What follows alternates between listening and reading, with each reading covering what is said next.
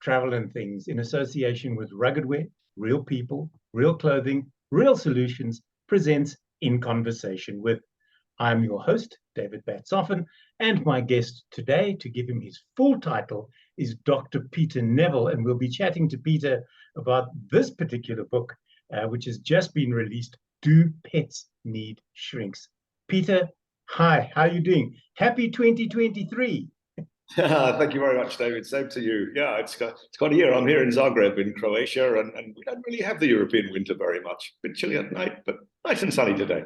Okay, you posted, just as an aside, you posted a picture from Lubyanka and of a dragon on a bridge. And I know where that dragon is because I've stood there and I've taken that exact same photograph. Yes. Yeah, Ljubljana's fabulous. It's a beautiful city designed for people. So there's no traffic going through. It's a lovely place. It's it's small and compact, but absolutely lovely. I wonder if the pets there need shrinks. Maybe you can figure it out at some particular point. So, firstly, does that book feed off this, which is Memoirs of a Safari Guide? Because people who look at this will go, but hang on a second, that cover seems to have been produced by the same artist. And you are correct, people. Russel Jones produced both, except in this particular instance, he helped you write this book. Yes, good old Russell, my longtime mate in the UK. We've collaborated a lot on different books. So yes, you're absolutely right. Memoirs of a Safari Guide. He illustrated that, and he's illustrated Do Pets Need Shrinks, and he's also cartoonists have a peculiar view of the world, as we all know, and so he's ideal for taking bizarre stories and illustrating and representing them. And so he's done that fabulously with safari stories, and he's done it now for me with all my pet case histories over the years. Well, two questions spring to mind. The cover of the book says "True Stories of the Totally Unhinged." Are those the pets or the owners? That's number one. And number two is, are you not breaking client-patient privileges here, or doctor-patient privileges here? And are you not going to get some sort of class action suit from cats that you treated because you mentioned them in the book and you haven't given them proper credit? Well, I think to answer your first question first, the answer is the cases in the book are true. They are largely of animals that are a little bit beyond people's common sense to sort problems out with. That's why they've come to me. They've tried everything else. They've spoken to the vet. They've spoken to the trainers. They've spoken to the lady down the road who breeds dogs or cats. They've spoken to the pet store, and still their problem has got no better. And in many cases, it's got worse. So, all my life, I've been a kind of last resort of animals who are, a little bit a brick short of a load, as we say, perhaps. But also the owners are at the end of their tether. So, yes, they have been driven a little mad, perhaps, by the antics or behavior of their pets, but they still love them. I mean, this is the important thing. Their pet may be a horror show when it comes to, meeting other animals or various behaviors in the book, but they are lovable and suitably bonded to their owner for their owner to want to seek help. So I'm dealing with this kind of I'm not dealing with the animal in isolation. I'm very much dealing with a relationship that has got some breakdowns in it and trying to repair. All right, go ahead. Go ahead. The second question I just forgot. Are you not facing a class action suit? Class actions, yeah. Well, pretty well all the names are changed in the book to protect the innocent and my legal standing.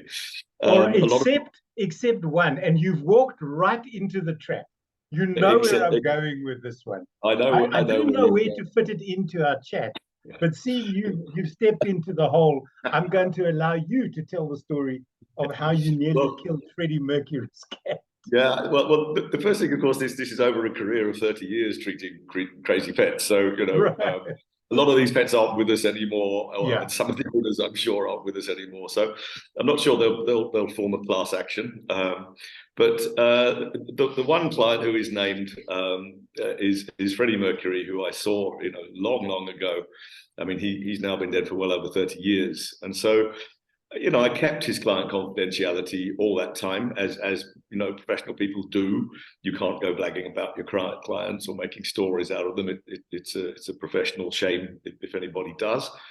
But you are allowed, of course, as Oliver Sacks, the great psychologist, used to do. He'd talk about his cases in general terms with names changed to protect the innocent and so on, because these things are remarkable, and I think other pet owners, other animal owners, like to know that there are other people out there who have similar problems and that help is available. Or that somehow that they're not alone. They are the only ones, and nobody's going to be coming to their aid. No, they're not alone in the world. This has happened. There are one or two cases in the book, which are one-offs. I've only seen one case of a cat that fell in love with a dachshund, shall we say? So some of them are unique, but a lot of them, dogs that are nervous and terrified of noises and aggressive animals and so on. We've seen a lot of them, but these are the remarkable ones. Now, Freddie was an interesting case, obviously, because he's such a famous guy.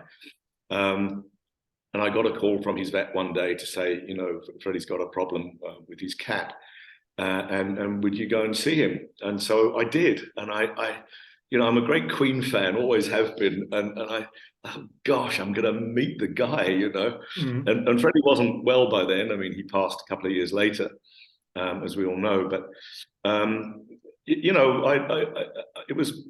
I used to see quite a lot of famous people, but none as big and none as famous as Freddie. With their animals, and I thought, well, gosh, how do I handle this? Do I, hi Freddie, as if we're all on, good name terms, or so I thought, no, I'll place that, good evening, Mr. Mercury, and he was so not the stage persona. He was just a lovely, quiet guy, and he had 6 cats altogether. He was well known for loving cats. In fact, a lot of his songs are named after somebody's cat. Or are mentioned in them, but so we sat down and we went through his story. I was a bit dreading the idea when I first went in, because 2 of his cats sauntered past while I was sitting down in his lounge waiting for him, and they sprayed up in this very expensive looking chaise longue that he had there, and I thought, oh no, if there's 6 cats all spraying everything, this is a nightmare of a case. I'll have to move in, which would make it worse, of course.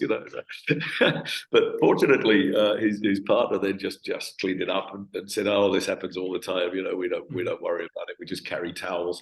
So I thought, well, I wonder what the problem is then. Lifestyles of the rich and famous.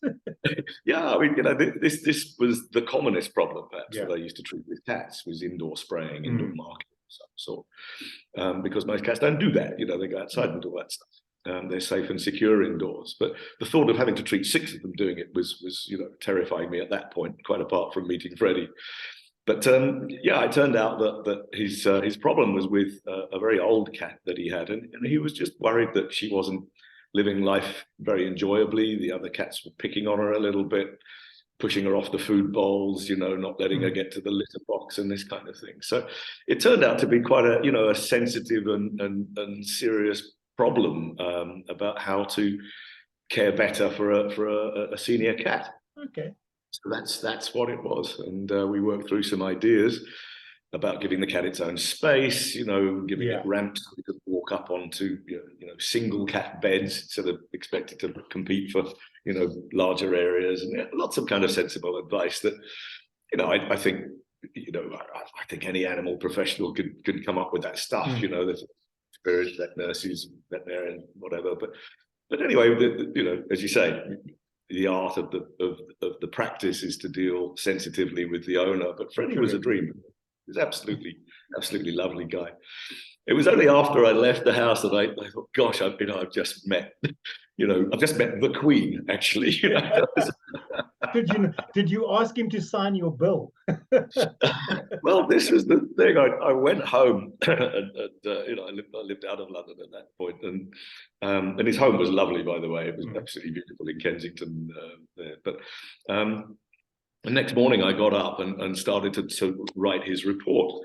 And as I was doing it, I got a phone call from his vet, who said, "Have you written to Freddie yet?" And I said, "Yeah, for God's sake, I'm doing it, man. I can't do it any faster than this. You know, I know he's famous, but it takes time." He says, "No." He said, "Not that." He said, "I'm afraid the cat that passed away in the night."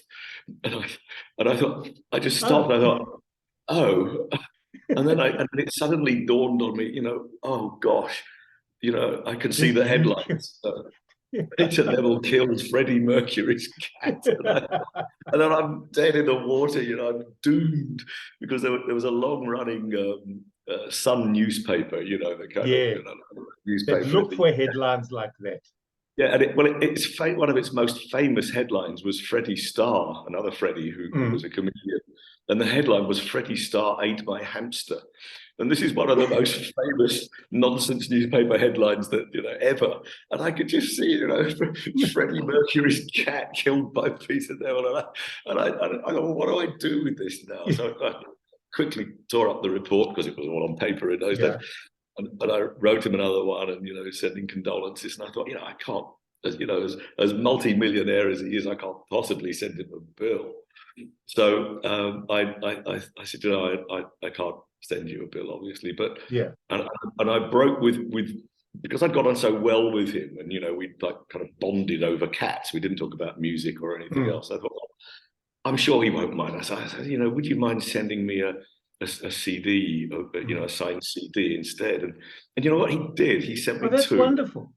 So I've got A Night at the Opera and Miracles, all by Freddie all Mercury. signed by Freddie in 1989.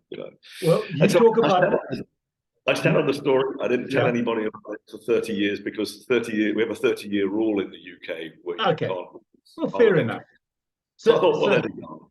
Are there any more that are coming up to 30 years that you can use in your next book?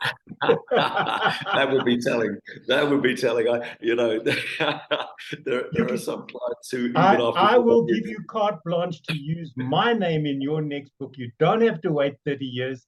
Thank you. This is Thank my you, David. Thank you. assistant lying on my desk while I'm trying to do interviews with authors. I love ginger cats. I wrote a whole thing about ginger cats not long ago. My favorite, They are very special indeed. But we didn't have this chat to talk about my cat, or for me to look for some sort of answers to his behavior. The book is broken up into a number of chapters, and some of which caught my attention are things like, do pets have phobias? And I'm sure they do. But my question to you then, Peter, is, do they feed off the phobias that their owners have? And the answer is very much so. The whole part about the human-animal bond is that we're in tune with each other's feelings and moods. And this is something actually I've spent my life in more serious places in universities, talking about how the emotional systems in all mammals are pretty well the same. The difference between us and cats and dogs and lions and elephants and so on is that we have this massive cortex and this huge language capability that actually enables us to worry even more about what's going on around us. That aside, very much so. Animals and people share the same, certainly 7, most likely at least 8 emotional wiring systems. And of course, fear is perhaps the most important one, because if you don't have a fear reaction, you don't know when to run, you don't know how to avoid danger, predators, and so on. So this one tends to override all the others, and the others are things like a care system, which enables us to bond with one another and bond with our young, which mammals spend a lot of time doing, of course, raising young. A play system. There's, of course, a lust system for reproduction and all of that stuff, but that tends not to worry too many people in the pet world, because the animals are neutered. But hey, there's a whole chapter in the book about sex pest pets. So that was going to be my next question. You've been reading my cheat sheet, have you? Sex does rear its ugly head, I'm afraid, from time to time, and then there's aggression problems, of course, and then there's all sorts of dietary related issues and noise issues, barking dogs and yelling cats, and then there's animals which are just a little bit too smart for their own good and run rings around people. So, which is most cats, because that's why they say dogs have owners and cats have staff.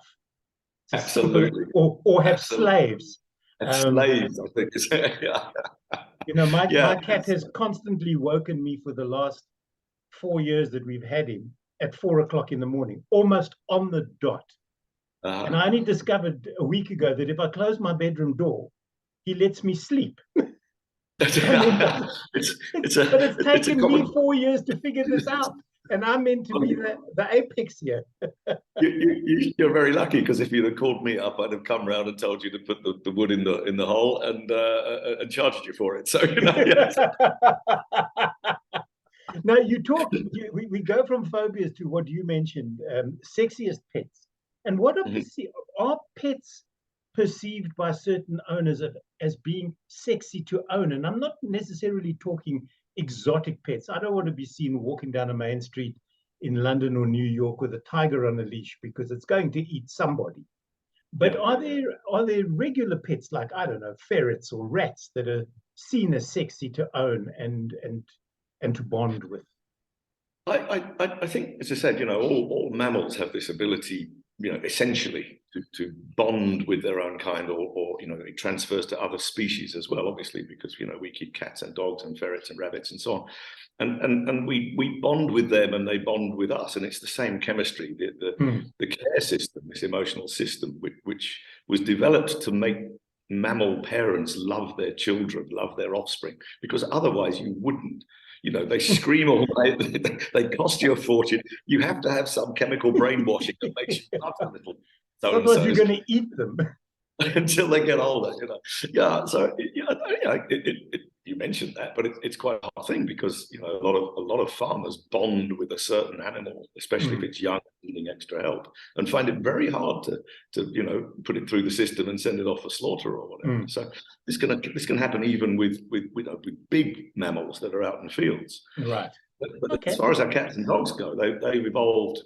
They retain what in cats we would call neonate characteristics, the characteristics of a very young dependent newborn. So they behave like kittens with us for all their lives. I mean, they go out and murder, rats and mice and slaughter next door, goldfish or something.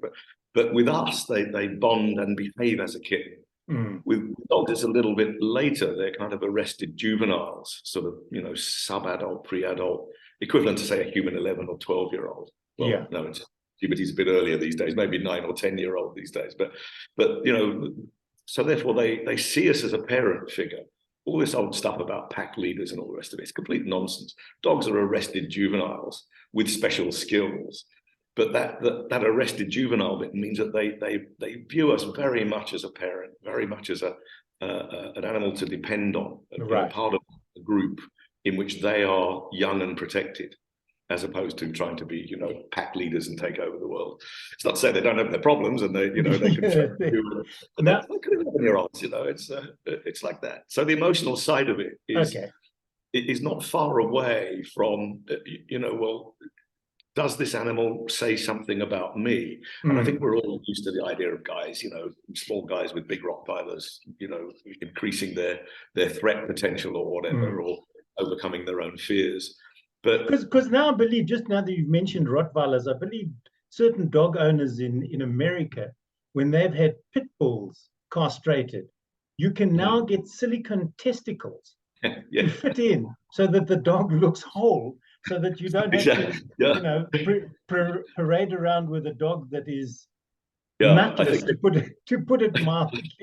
I think they're called neutricals or something. But neutricals, these were around about 30 years ago. And I actually saw a case which in hindsight, I perhaps should have put in the book, but I saw a Doberman owner from Belgium.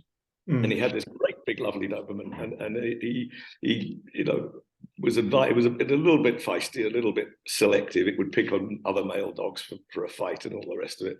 Very sexy with female dogs, always flirty. But when you get that selective aggression, it's a little bit hormone driven. And so he very reluctantly, in the end, decided to have it castrated, but inquired about these neutricals. And so I didn't know anything about it, and I got on to the vet and had a chat with him and said, what's this all about? Is it feasibly surgically and all the rest of it? And he said, well, I'm just looking into it now. He said this would be the second one I've done. He said, so this was a thing back in the day 30 years ago. But the case that I remember was let me get this right. It was a chap who was actually, it's on the same subject. It's slightly different. It's a chap who was very worried that his young, I think it was a German Shepherd, his testicles hadn't descended yet. Ah, And okay. the dog was quite old. And so he was same thing, oh, the shame, I have a big male dog who's got no testicles. And he'd heard about these testicles, and this vet said, I could put some in. So he duly put a couple in. And he obviously didn't do his proper examinations or x-rays or whatever beforehand, because about 3 weeks later, the other two The came real in. ones arrived. The real ones dropped in. So now he's got 4. So, that's right. Sorry, you awoke a very old memory there. There's the story for chapter 1 of the next book. There you go. It took some time. Now, I know when I had kittens long ago, that every time I put catnip down, and if I went drugs, they would rocket out of wherever they were hiding. My current cat, he just sits on the chest of drawers and bats away at the drawer where he knows that I hide the catnip.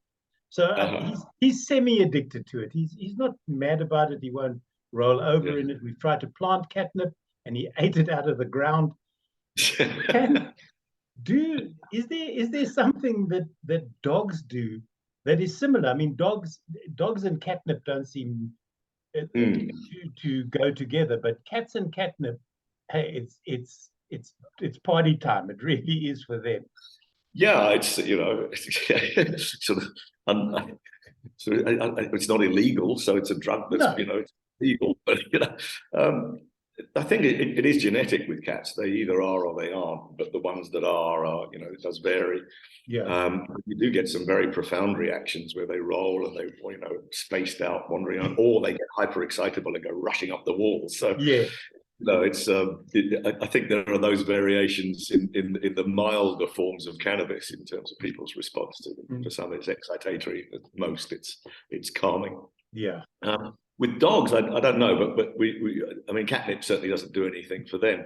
But I've certainly had cases of dogs that have either stolen or been given, their owner's stash, and it's wiped them. I mean, it just wipes them out, and so the embarrassed owner has then taken the animal to the vet for to try and basically get them to throw it back up. Correct. So those cases are, I think probably every veterinarian's seen one or two of those. You've just awoken a memory in me. Years ago, a friend of mine, he's dead now, so I won't mention him by name, but I can tell the story, because he was also in the entertainment industry, but not as big as Freddie Mercury. He'd made a batch of brownie cookies, of marijuana cookies, and he'd burnt them.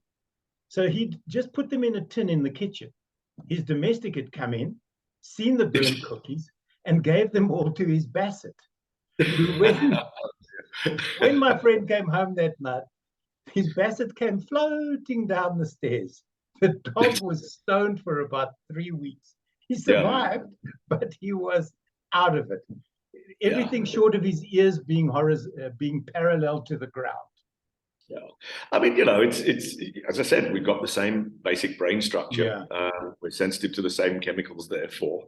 So, any drug that affects us is likely to affect animals.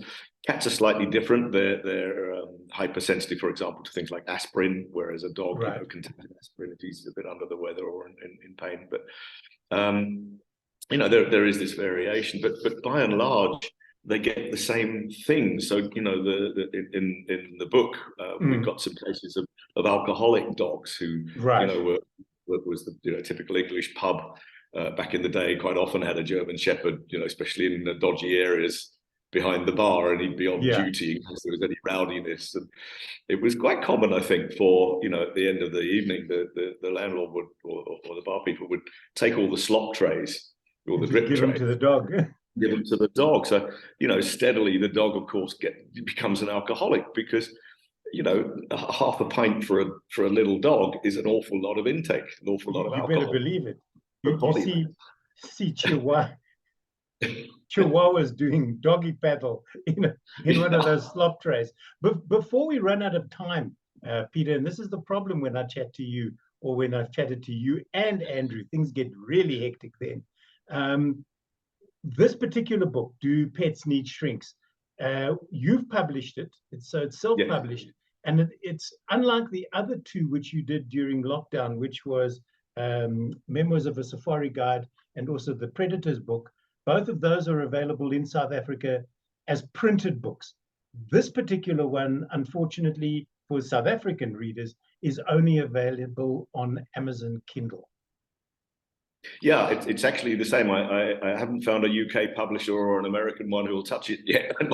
I think the whole publishing world's become very hands-off at the moment after COVID, and simply because so many people are now publishing books for themselves, right. Ebooks, Amazon Kindle. So we tried, but I thought, well, you know what? I'm going to put it up on Amazon Kindle anyway. Mm-hmm. So it's there, and you know, maybe we'll find a publisher later.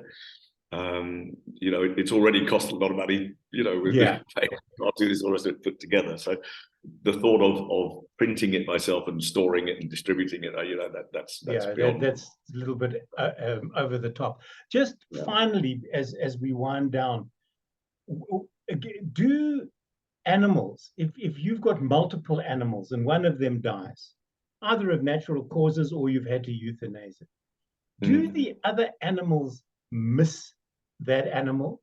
Because I know when we had our previous boy euthanized, I showed his body to the remaining cat, who was absolutely uninterested, just couldn't wait to get about her business. Yet other people have said no, they've had multiple cats, and the cats have gone off the remaining animals have gone off their food. They seem to go through some sort of mourning process, because I know what the death of animals does to humans, but does it do similar, going back to what you said earlier, does it do the same to animals, or do they just get about their business? Well, it's the other side of this care system coin, you know, this intense system, emotional system that makes us bond to our children is the same system that makes animals, or you know, it's the powerhouse behind how we bond with them, how they bond with us, how we bond with each other if it goes, you know, into adulthood. And of course, plenty of cats are extraordinarily attached to one another, even though they're designed to be individual hunters. You know, they don't combine forces to bring down something bigger than them. It's all one mouse each kind of thing. But nonetheless, this care system can be really powerful, and cats can bond as closely to each other as dogs do. And so when you lose an animal, or, you know, in the common situation where you go out and leave the animal at home on its own, you get this crashing of the bonding system sometimes. And the animals go through the same grief and mourning and loss of appetite and listlessness, you know, don't want to play, don't want to go out. They're really, you know, broken up by it. It's the pain, actually, it's very painful, the pain of a broken heart and all the rest of it. Peter, we're going to have to leave it there. Sorry, we're going to have to leave it there. We're out of time again, would you believe? Zoom has just informed me with one of those little messages going, upgrade now, or, you know, basically shut up. So we'll take the latter choice. Do Pets Need Shrinks? It's available on Amazon. Look for it. It's produced by Dr. Peter Neville and Russel Jones. It's a glorious read. It's much like Memoirs of a Safari Guide. It's just one of those books that'll make you smile. Peter, as always, wonderful to chat to you. Wish you all the very best. And I believe you're coming to Africa sort of later in the year, and I do hope that you, Andrew, and I can get together over a cup of coffee and share some safari stories together.